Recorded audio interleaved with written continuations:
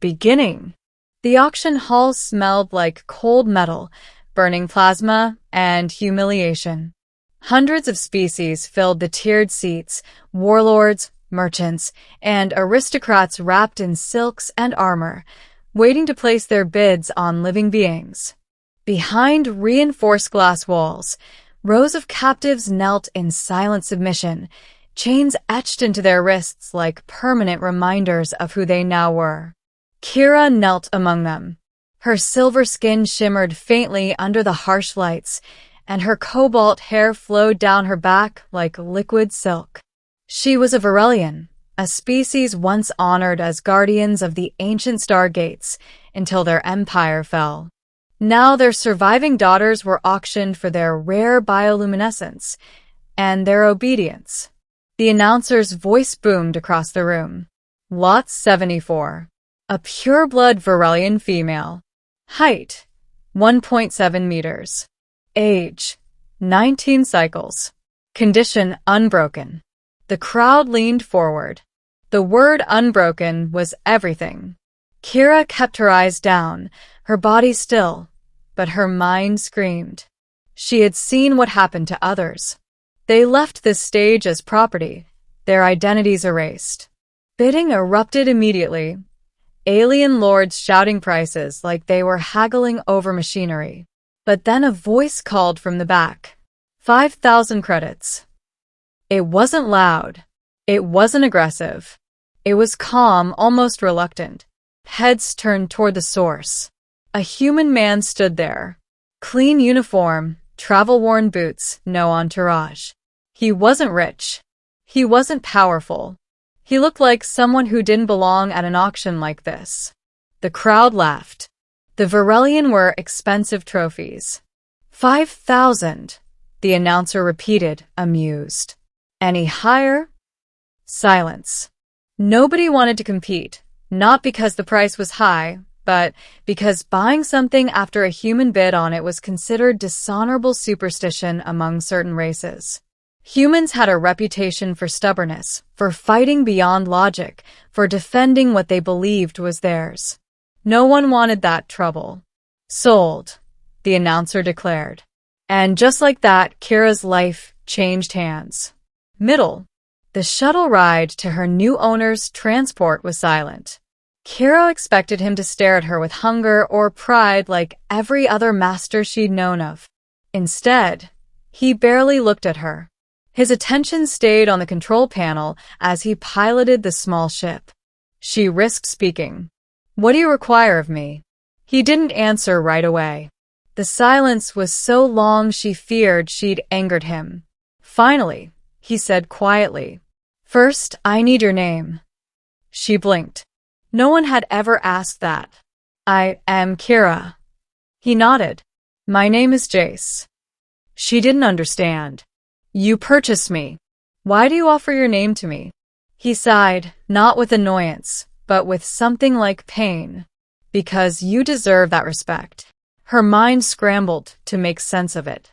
Respect wasn't something people like her had anymore. When they reached his ship, an aging long-range freighter, he showed her to a cabin. Not a cage. Not a storage room. A cabin with a bed, a door, and a window to the stars. You can rest here, he said. Or go anywhere you want. I won't lock doors. Kira stared at him. If I disobey, you will be punished. I didn't buy you to punish you. Then why did you buy me? Jace looked away for a moment, then spoke with a tight voice. I was stationed at the Rim Outpost when the Varelian Empire fell. I saw what happened to your people. And ever since then, I swore if I ever got the chance to save even one of you, I would. Kira froze. He hadn't bought her to own her. He bought her to save her. Something inside her shifted. Something dangerous.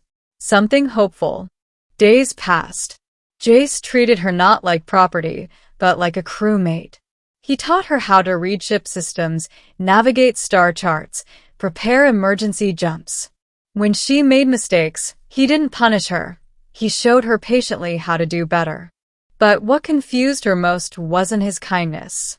It was how careful he was not to touch her. Any other species would have used her body immediately. She expected it. She prepared for it. But Jace kept a respectful distance, always asking before entering her space. At night, she lay awake wondering, why am I worth protecting to him?